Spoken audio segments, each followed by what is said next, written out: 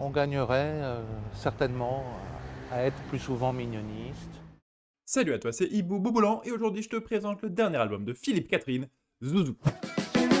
Sous mon bob, on me reconnaît à peine et je me crois pérenne en marchant sur le globe. Ouais, le monde est fou. Sous mon bob, j'écoute du PNL, ouais, j'ai la cinquantaine, on fait bien le même job. Je suis pas Cheng Zulu, fou.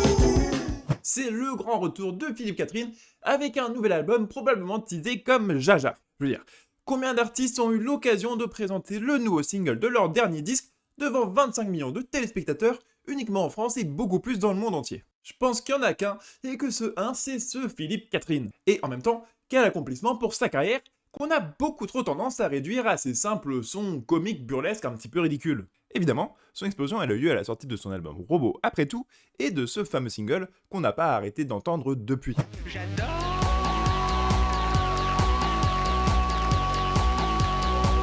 Regarder danser les gens. Et de temps en temps, je coupe le son. Et je remets le son. Un album qui lui a valu d'être nommé dans la catégorie album révélation de l'année aux victoires de la musique de 2006. Oui, 2006, sauf que sa carrière à Philippe Catherine, elle commence en 1991. Et que dès 1995, les Inrocks disaient déjà de lui que c'était un compositeur de génie dont la confidentialité n'avait que trop duré. Et oui, il faut remettre l'église au milieu du village de temps en temps. Philippe Catherine, c'est tout simplement l'un des artistes les plus complets de ces 30 dernières années en France. Depuis ses débuts, à composer et interpréter des chansons tout seul dans sa chambre, avec une forte inspiration de bossa nova, Au jardin botanique, la lumière était blanche.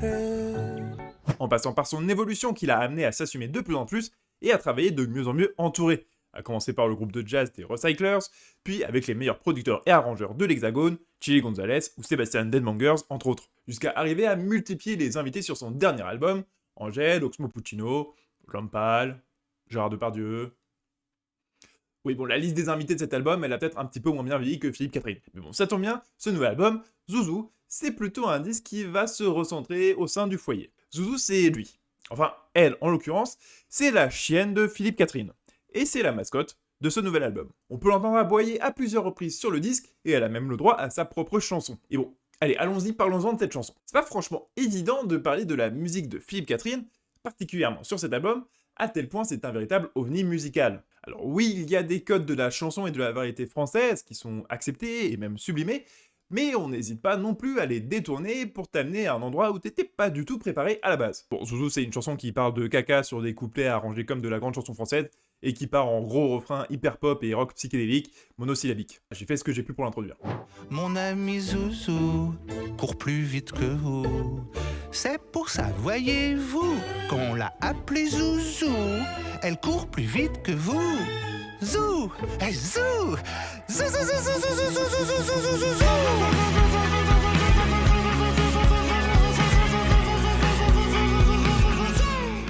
Il y a une vraie diversité musicale sur cet album, qui est assez folle. Et ça se sent que Philippe Catherine, c'est un véritable buté de musique. En fait, sur ce disque, tu peux autant te retrouver face à de la belle chanson française, arrangée avec des très jolies cordes, comme je te le disais, que face à des solos de saxophone free jazz, plus ou moins premier, second degré, un registre que Philippe Catherine maîtrise dans tous les sens, mais aussi une utilisation de l'autotune que ne renierait pas PNL.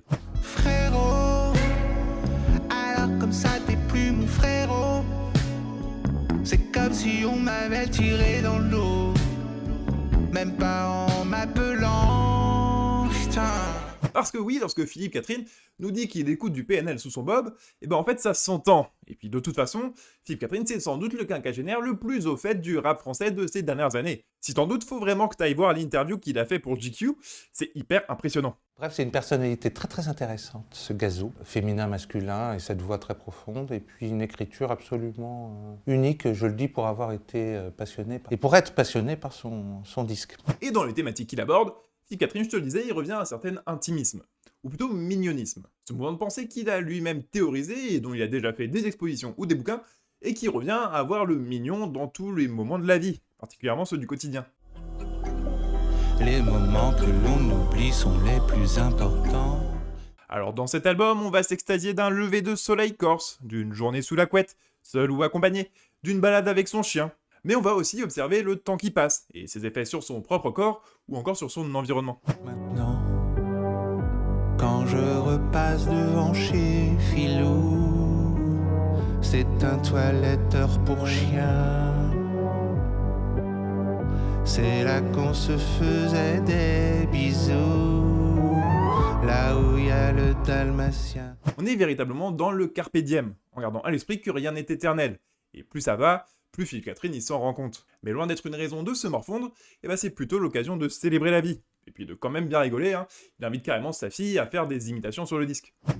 La voix d'Angèle, Oui, c'est Angèle, c'est elle en moi, c'est elle en toi, c'est Camélia, c'est Jordana, c'est si facile, ça a l'air la facile, chanteuse pomme la voix de pomme, est dans ma pomme. tu n'es pas toute seule en toi.